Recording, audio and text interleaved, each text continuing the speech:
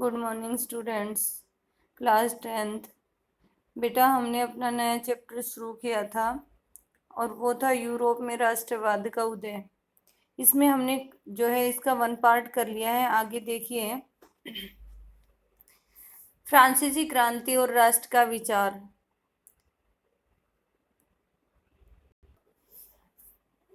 राष्ट्रवाद की पहली स्पष्ट अभिव्यक्ति 1789 में फ्रांसीसी क्रांति के साथ हुई। तो पहला शॉर्ट क्वेश्चन तो यही बन गया कि जो फ्रांसीसी क्रांति के समय जो राष्ट्रवाद शब्द की पहली अभिव्यक्ति थी वो कब हुई थी? 1789 में। राष्ट्रवाद का अर्थ मैंने आपको बताया था बेटा, अपने देश के प्रति प्रेम भावना राष्ट्रवाद कहलाती है। आगे देखिए, जैसा कि आपको याद होगा कि 1789 में फ्रांस एक ऐसा राज्य था जिसके संपूर्ण भूभाग पर एक निरंकुश राजा का आधिपत्य था। आधिपत्य मीन्स अधिकार था। निरंकुश राजा एक ऐसा राजा जिस पर किसी का कोई अंकुश न हो, या जो अपनी मर्जी का मालिक स्वयं हो, अपनी इच्छा के अनुसार शासन चलाए। तो ऐसे एक राजा का आधिपत्य था उस समय फ्रांस पर। फ्रांसीसी क्रांति से जो राजनीतिक और संवैधानिक बदलाव हुए उनसे प्रभुसत्ता राजतंत्र से निकलकर फ्रांसीसी नागरिकों के समूह में हस्तांतरित हो गई। यहाँ पर बताया गया है कि 1789 में जब फ्रांसीसी क्रांति हुई तो उस समय फ्रांस में अनेक राजनीतिक और संवैधानिक बदलाव हुए। और वो बदलाव क्या क्या हुए? जो फ्रांस की जो सत्ता थी उस समय किसके हाथ में थी? राजतंत्र के हाथ में थी, राजा के हाथ में थी। अब वो वहाँ के नागरिकों के हाथ में चली गई थी, अर्थात वहाँ पर प्रजातंत्र की स्थापना हो गई थी। क्रांति ने घोषणा की कि अब लोगों द्वारा राष्ट्र का गठन होगा और वे ही उसकी नीति तय करेंगे, अर्थात उनके उसके भविष्य का निर्धारण करेंगे। यहाँ पर जो है फ्रांसीसी क्रांति के पश्चात ही ये घोषणा की गई कि अब जो फ्रांस का जो शासन है वो फ्रांस के लोगों के हाथों में रहेगा और वही उसकी नीति तय करेंगे, वही उसके लिए जो है उसका भविष्य तय करेंगे कि अब शासन किस प्रकार का होगा। प्रारंभ से ही फ्रांसीसी क्रांतिकारियों ने ऐसे अनेक कदम उठाए जिससे फ्रांसीसी लोगों में एक सामूहिक पहचान की भावना पैदा हो सकती थी। बेटा ये अपना 2 या 3 मार्क्स का क्वेश्चन है कि फ्रांसीसी क्रांतिकारियों ने ऐसे कौन कौन से कदम उठाए जिससे उनमें जो है सामूहिक पहचान का भाव विकसित हुआ। तो सबसे पहले पितृभूमि और नागरिक जैसे विचारों का उन्होंने प्रयोग किया, जो कि एक संयुक्त समुदाय के विचार पर बल देता है। इट मीन्स उन्होंने पितृभूमि और नागरिक जैसे शब्दों का प्रयोग किया, और पितृभूमि और नागरिक जैसे जो शब्द हैं वो सामुदायिक भावना को दर्शाते हैं, जिसे एक संविधान के अंतर्गत समान अधिकार प्राप्त थे। एक ऐसी सामुदायिक भावना जिसके अंतर्गत जिसे संविधान के अंतर्गत स्वीकार कर लिया जाता है और लोगों को एक समान अधिकार वहां पर प्राप्त होते हैं।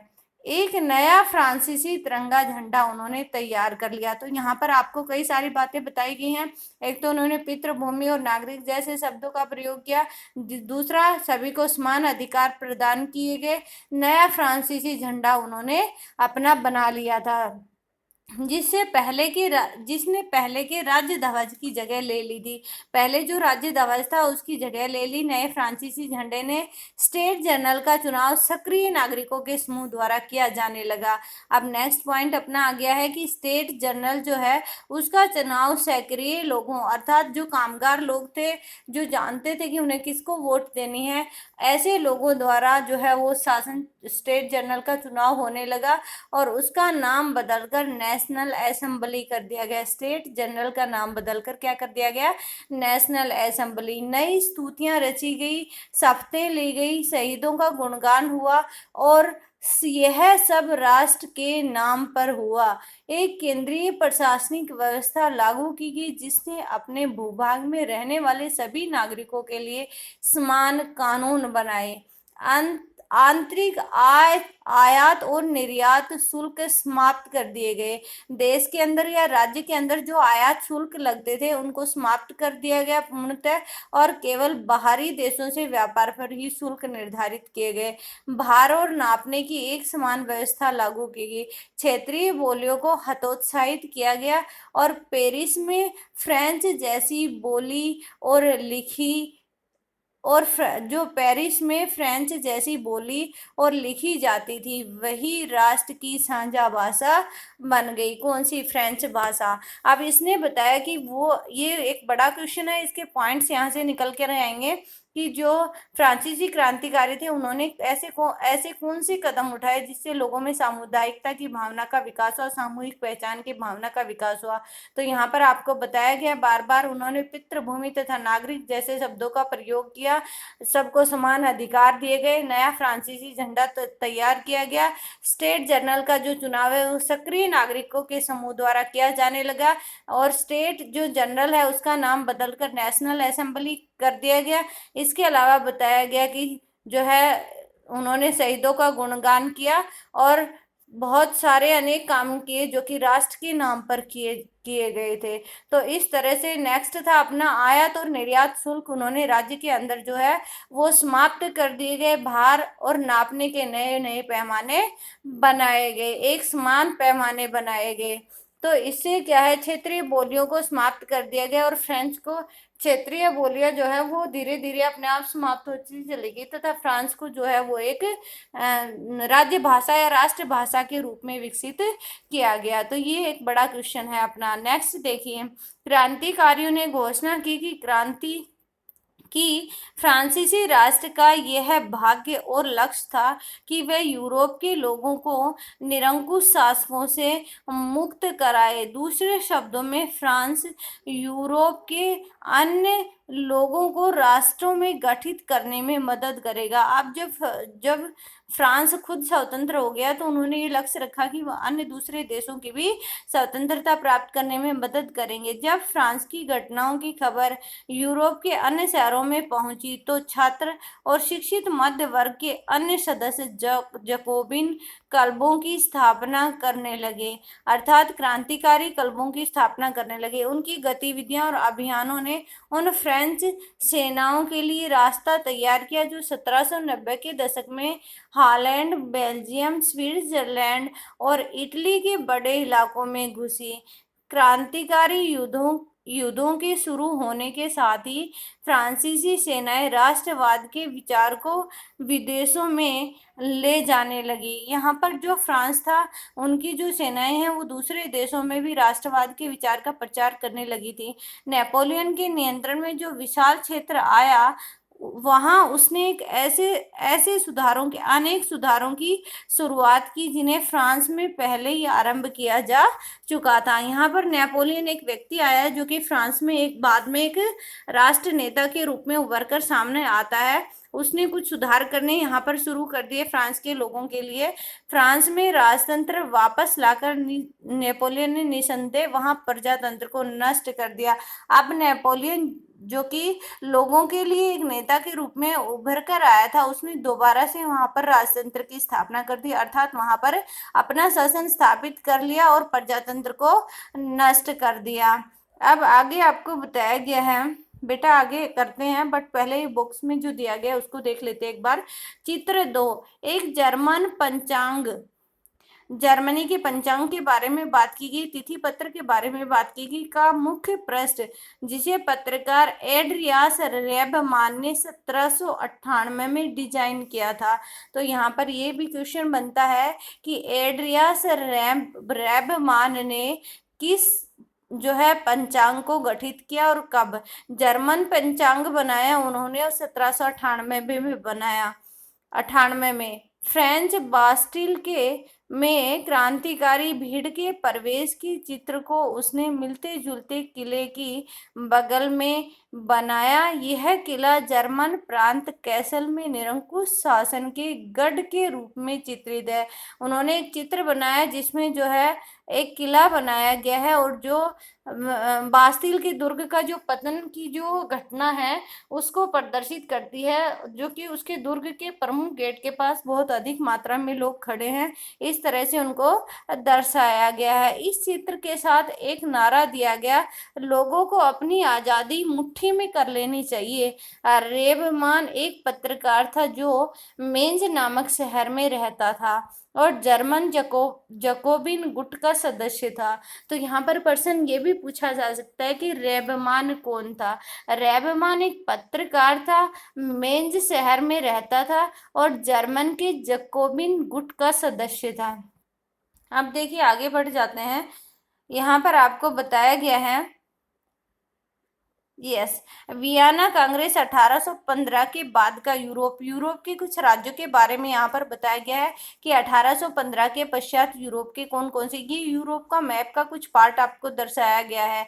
देखिए सबसे ऊपर येलो कलर में आपको स्वीडन नॉर्वे दिखाए गए हैं। इधर आपको हल्के जो अपना कलर है बिल्कुल आइसक्रीम कलर टाइप का, इसमें आपको जो है Ireland, Scotland, Great Britain, Wales, England, Denmark, Netherland, France, Switzerland, Spain, पुर्तगाल, मोरक्को, अल्जीरिया, ये अपने अफ्रीका के पार्ट आ गए हैं। मोरक्को, अल्जीरिया, ट्यूनेशिया और मिस्र इधर, और बीच में आपको ये हल्के ब्लू कलर का जो दिखाई दे रहा है ये अपना भूमध्य सागर है। कौन सा सागर है? भूमध्य सागर। तो यूरोप महाद्वीप को और अफ्रीका महाद्वीप को कौन सा सागर अलग करता है? भूमध्य सागर अलग करता है। आगे देखिए, ये आपको जो है आपको मैप दर्शाया गया था, इसमें हम पढ़ रहे थे नेपोलियन ने निसंदेह वहां प्रजातंत्र को नष्ट किया था। नेपोलियन जो है उसने वहां पर एक बार फिर से प्रजातंत्र को नष्ट करके राजतंत्र की, अर्थात वो वहां स्वयं वहां का राजा बन बैठा था। मगर प्रशासनिक क्षेत्र में उसने क्रांतिकारी सिद्धांतों का समावेश किया था, अर्थात प्रशासन के क्षेत्र में उन्हें उसने अनेक सुधार किए ताकि पूरी व्यवस्था अधिक अधिक तर्क संगत और कुशल बन सके। 1804 की नागरिक संहिता, जिसे आमतौर पर नेपोलियन की संहिता के नाम से जाना जाता है। तो एक बार फिर से शॉर्ट क्वेश्चन हमारे पास आ गया है कि 1804 की संहिता को, नागरिक संहिता को किस नाम से जाना जाता है? नेपोलियन की नागरिक संहिता के नाम से जाना जाता है। अब इसमें क्या था वो आपको बताया गया है। नेपोलियन की जो संहिता थी इसमें जन्म पर आधारित विशेष अधिकार समाप्त कर दिए गए। क्या कर दिया गया? जन्म पर आधारित अधिकारों को समाप्त कर दिया गया। कानून के समक्ष सबको समान समझा गया। संपत्ति के अधिकार को सुरक्षित किया गया। इस संहिता को फ्रांसीसी नियंत्रण के अधीन क्षेत्रों में लागू किया गया। ये जो 1804 की उनकी नागरिक संहिता थी, इसे फ्रांस के जो नियंत्रण में जो क्षेत्र थे उन सभी क्षेत्रों पर लागू कर दिया गया। डच गणतंत्र, स्विट्जरलैंड, इटली और जर्मनी में नेपोलियन ने प्रशासनिक विभाजनों को सरल कर दिया। क्या कर दिया? प्रशासनिक विभाजनों को सरल। प्रशासनिक विभाजन कौन से होते हैं? जैसे कि हमने देखा है कि अपना जो क्या होता है, जिला होता है, फिर उसके नीचे तहसील होती है, तहसील के नीचे और डिवीजन होते हैं। तो इस तरह से वो छोटे छोटे प्रशासनिक क्षेत्रों में बटे होते हैं ताकि उनका जो शासन है वो आसानी से चलाया जा सके। इसी प्रकार से जो नेपोलियन है उसने अपने जो अधीन जो क्षेत्र थे उन्हें भिन्न भिन्न भागों में, प्रशासनिक भागों में बांट दिया था। यस, सामंती व्यवस्था को खत्म कर दिया था और किसानों को भूदासों और जागीरदारी से मुक्त कर दिया था। शहरों में भी कारीगरों ने श्रेणी संघों के नियंत्रण को हटा दिया। यातायात और संचार व्यवस्था में सुधार हुआ। ये किसके सुधार है? नेपोलियन के सुधार हैं। उसने क्या क्या सुधार किए थे? सामंती व्यवस्था को समाप्त कर दिया था, भूदासों और जागीरदारी प्रथा को समाप्त कर दिया था, शहरों में जो कारीगर थे उनके श्रेणी संघों को नियंत्रण को हटा दिया, यातायात और संचार की व्यवस्था को सुधारा, किसानों, कारीगरों, मजदूरों और नए उद्योगपतियों ने नई नई मिली आजादी चखी। उद्योगपति और खासतौर पर सामान बनाने वाले लघु उत्पादक ये समझने लगे कि एक समान कानून से